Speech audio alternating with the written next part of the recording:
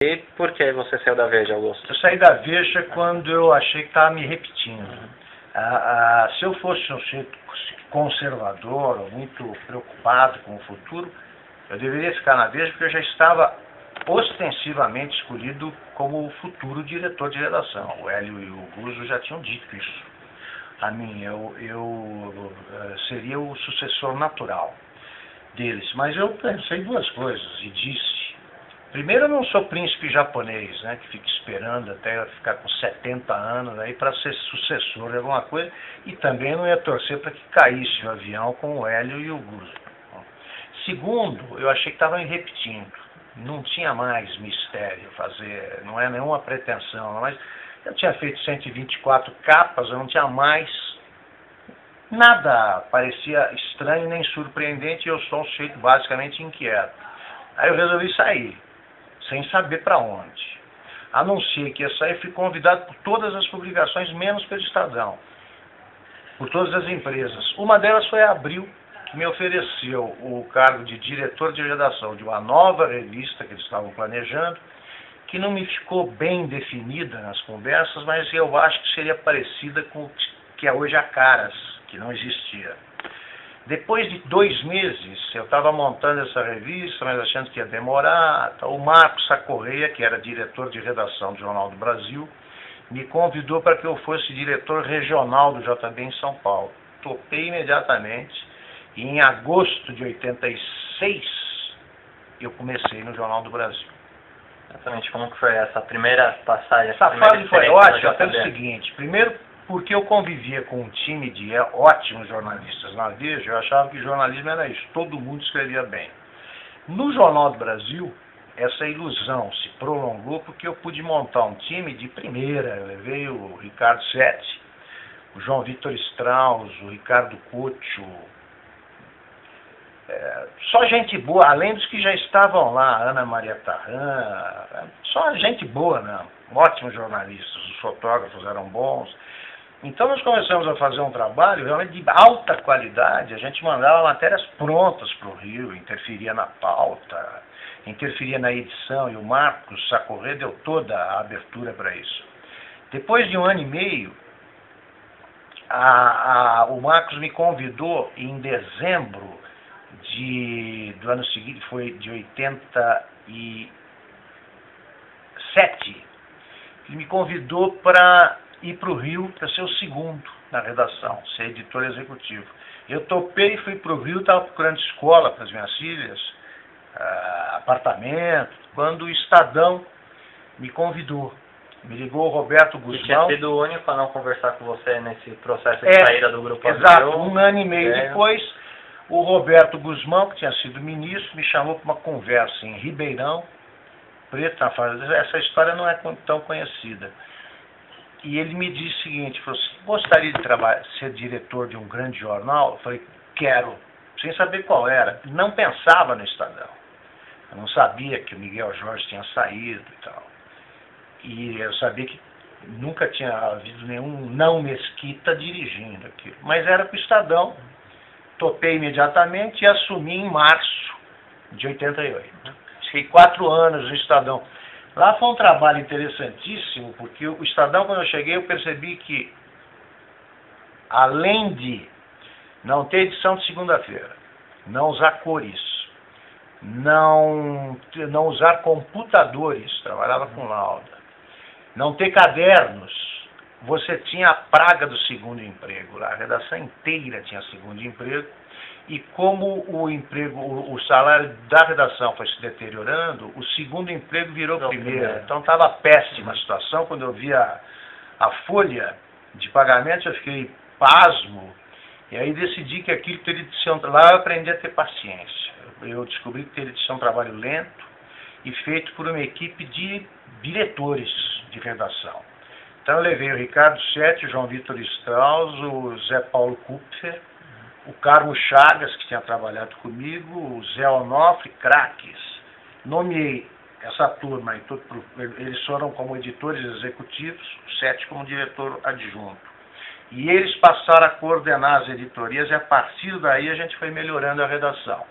Mas eu demorei 4 anos para lançar a edição de segunda-feira, que coincidiu com o uso da cor no Estadão. Então foi uma revolução mesmo no jornal, que fez com que um jornal envelhecido, que eles me convidaram a constatar que 75% dos leitores tinham mais de 35 anos.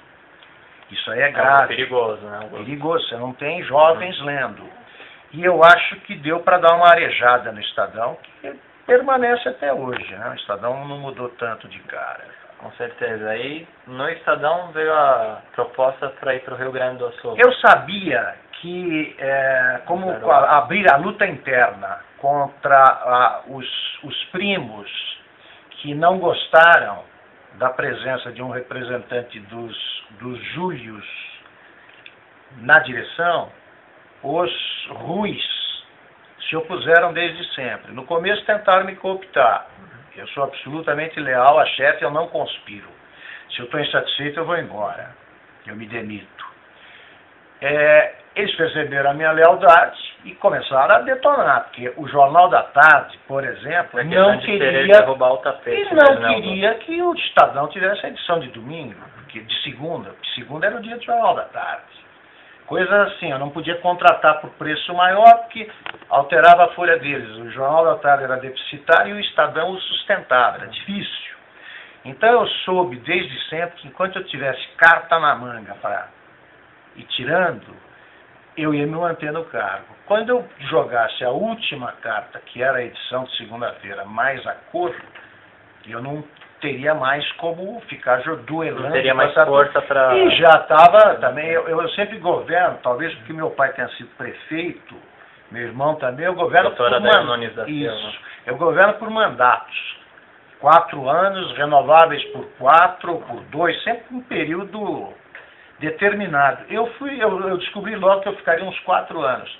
Para minha sorte, que é difícil você... Num cargo desses, os caras não te convidam porque acham que você está muito bem. Se você sair para procurar emprego, você desvaloriza teu passe. Você depende da sorte.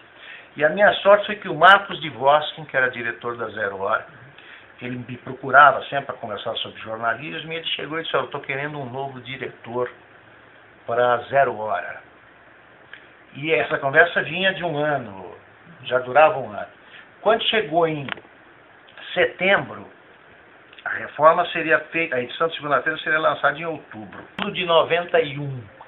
Em setembro de 91, eu disse ao Marcos de Voskin o seguinte: tem um cara aí que eu posso te indicar que resolve os seus problemas. Ele falou: quem é? Eu falei: Augusto Nunes. Ele falou: opa, você está falando sério? Eu falei: tô, só que a conversa é entre nós. Ele falou: então para tudo, deixa eu conversar com a direção, que aí a proposta é outra. E conversamos, sem poder revelar.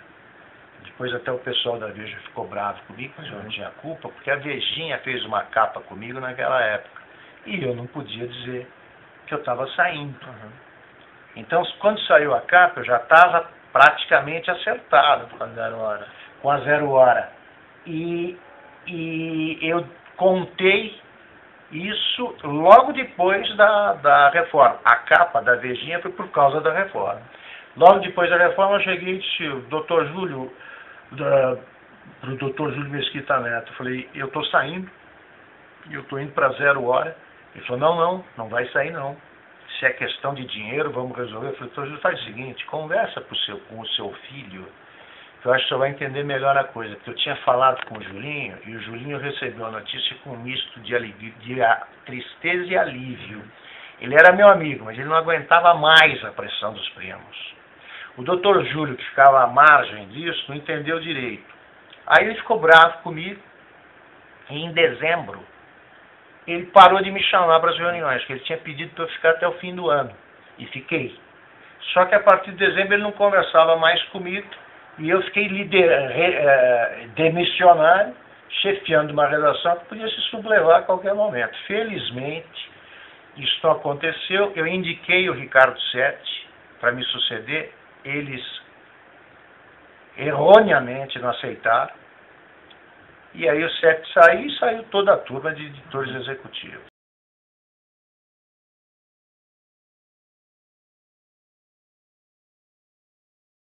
E fui para Zero Hora porque eu gosto de aventura. Primeiro eu tinha que sair, segundo eu gosto de aventura, eu queria saber como é que era fazer um jornal tabloide em outro estado. Eu sabia que o Rio Grande do Sul não é um estado acolhedor, isso é lenda. O gaúcho, até porque ele acha que é brasileiro por opção, ele se acha mais brasileiro que os outros, e ele não é muito acolhedor com brasileiros de outros lugares, é bairrista. Quando eu assumi o jornal, eu notei que eles falavam assim, se o César Cielo tivesse nascido lá. Não é o brasileiro, César, um brasileiro ganha ouro. É o gaúcho. O gaúcho César Cielo.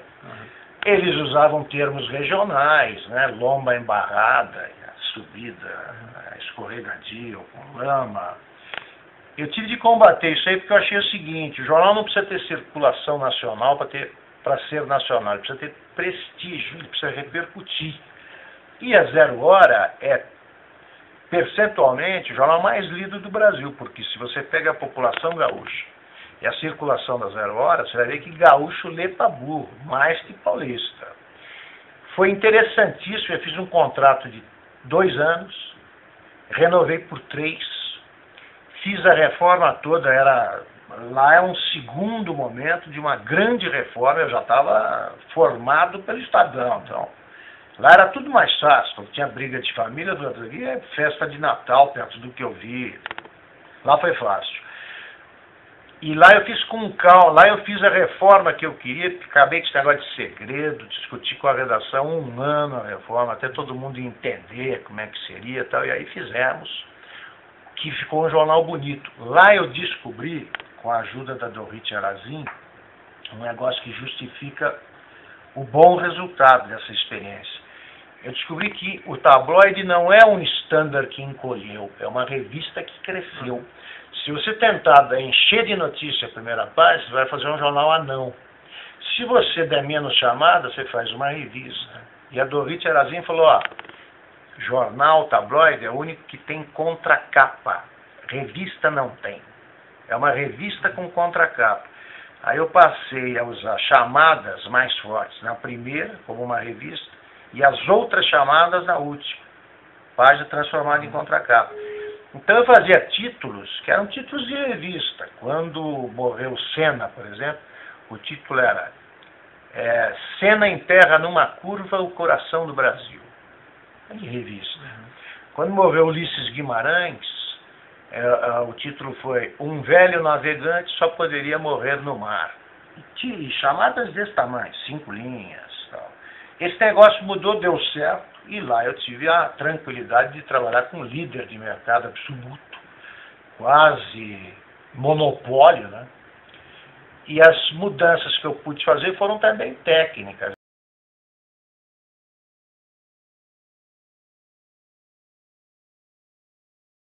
Achar repetitivo.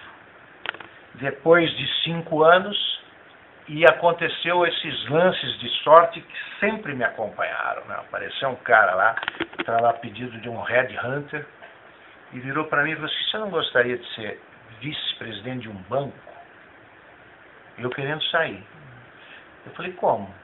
Eu falei, vocês já viram no Banco Central meu cheque especial? Ele falou, não é para mexer com dinheiro, não. Para mexer com a área de comunicações, relações públicas. Eu falei, eu topo. Aí eu vim para um teste e era o Banco de Boston, que era presidido pelo Henrique Meirelles, que estava indo para a presidência nacional do Banco de Boston e queria transformar o nome para Bank Boston, e foi disso que eu cuidei durante 1 ano e pouco. Eu fiz um documentário, 50 anos de Brasil, porque o Bank Boston ia fazer 50 anos, administrei, ajudei a administrar a mudança de nome, e aí eu descobri que eu era jornalista mesmo, que embora eu estivesse ganhando um tremendo salário, que justifica tudo que eu tenho, um apartamento, eu comprei com aquilo, é porque eu tenho um apartamento que vale bem. Eu descobri o seguinte, eu chegava às 9 horas e me achava vagabundo, que todo mundo chegava às 8. Eu saía às 7 e eles saíam às 6, e eu continuava me achando vagabundo, porque em redação, 7 horas você começa. Então não tinha solução. Saí, fiquei um tempo fazendo freelancer, esperando convites,